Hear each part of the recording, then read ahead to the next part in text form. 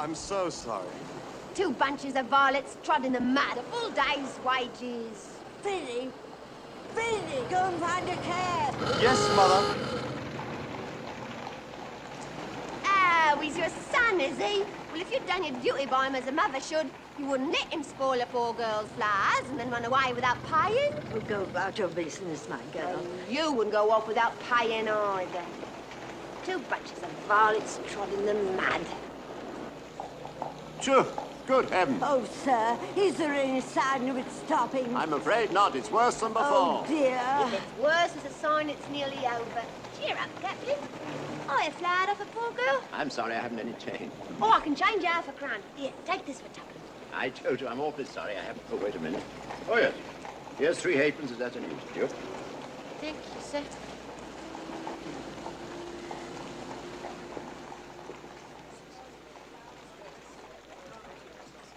You be careful. Better give him a flower for it. There's a bloke here behind that pillar taking down every blessed word you're saying. I ain't done nothing wrong by speaking to the gentleman. I've a right to sell flowers if I keep off the curb. I'm a respectable girl, so help me. I never spoke to him except to ask him to buy a flower off me. Don't start. What's all the blooming noise? It's a tech taking you down. Well, I'm making an honest Who's doing all that shouting? Where's it coming from? Oh, sir, don't let him charge me. You don't know what it means to me. They'll take away my character and drive me on the streets for speaking to gentlemen. There. Who's hurting you, you silly girl? What you take me for? I'm a Bible elf. I never spoke a word. Shut up. Do I look like a policeman? Then what you take down me words for? How do I know you took me down right? You just show me what you wrote about me. Oh. What's that improper writing? I can't read it. I can. I say, Captain, now buy your flower off a poor gal.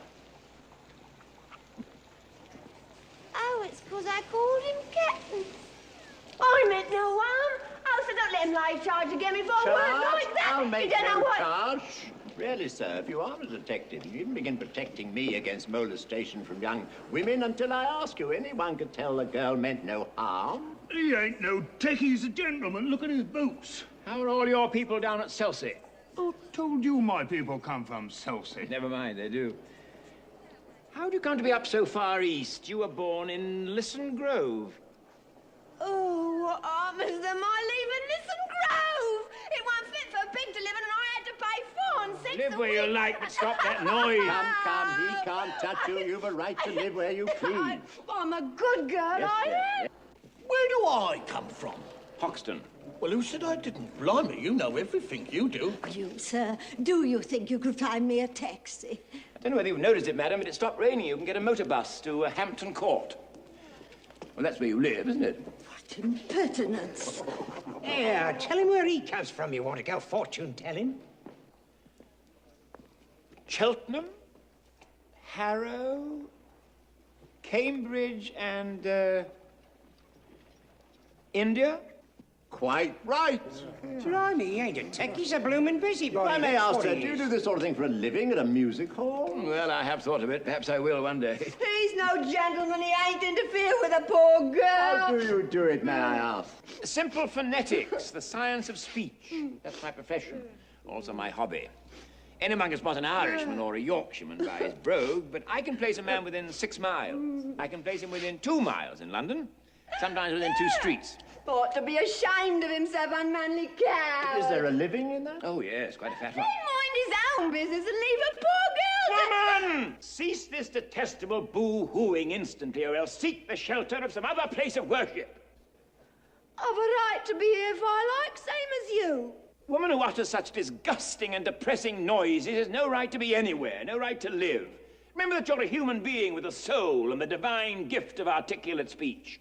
That your native language is the language of Shakespeare and Milton and the Bible. Don't sit there crooning like a bilious pigeon. Ow! Look at her, a prisoner of the gutters. Condemned by every syllable she utters. By right, she should be taken out and hung. For the cold-blooded murder of the English tongue. Ow! Oh, heavens, what a sound. This is what the British population, calls an elementary education. Come, sir, I think you picked a poor example. Did I? Hear them down in Soho Square, dropping H's everywhere, speaking English any way they like. You, sir, did you go to school? What do you take me for, a fool? Well, no one taught him take instead of tyke. Hear a Yorkshireman, or worse, hear a Cornishman converse. I'd rather hear a choir singing flat. Chickens cackling in a barn, just like this one. Gone. Gone. I ask you, sir, what sort of word is that? It's ow and gone that keep her in her place, not her wretched clothes and dirty face. Why can't the English teach their children how to speak? This verbal class distinction, by now, should be antique. If you spoke as she does, sir, instead of the way you do, why, you might be selling flowers, too. I beg your pardon. An Englishman's way of speaking absolutely classifies him. The moment he talks, he makes some other Englishman despise him. One common language, I'm afraid, we'll never get. Oh, why can't the English learn to set a good example to people whose English is painful to your ears? The Scotch and the Irish leave you close to tears. There even are places where English completely disappears. Well, in America, they haven't used it for years. Why can't the English teach their children how to speak? Norwegians learn Norwegian. The Greeks are taught their Greek. In France, every Frenchman knows his language from A to Z. The French don't care what they do, actually, as long as they pronounce it properly. Arabians learn Arabian with the speed of summer lightning. The Hebrews learn it backwards, which is absolutely frightening. Use proper English, you're regarded as a freak. Why can't the English learn to speak?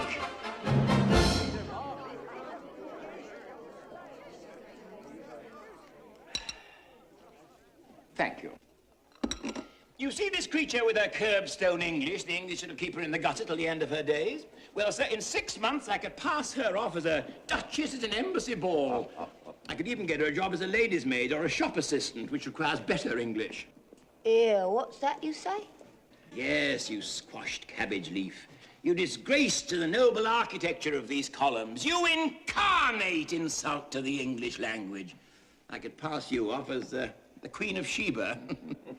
How, you don't believe that, Captain?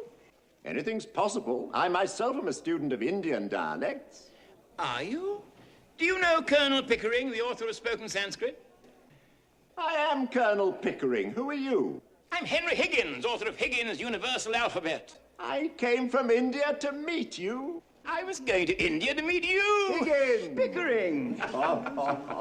Higgins! Where are you staying? At the Carlton. No, you're not. You're staying at 27A Wimpole Street. You come along with me. We'll have a little jaw over supper. Right you are. Indian dialects have always fascinated Buy me. flour, kind sir. I'm shot for me lodging. Liar.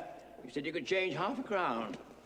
You ought to be stuffed with nails, you ought. Here, take the old blooming basket for 6p. A reminder.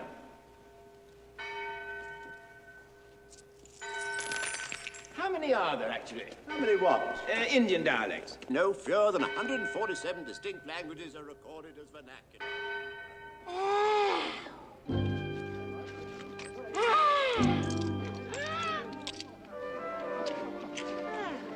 Shouldn't we stand up,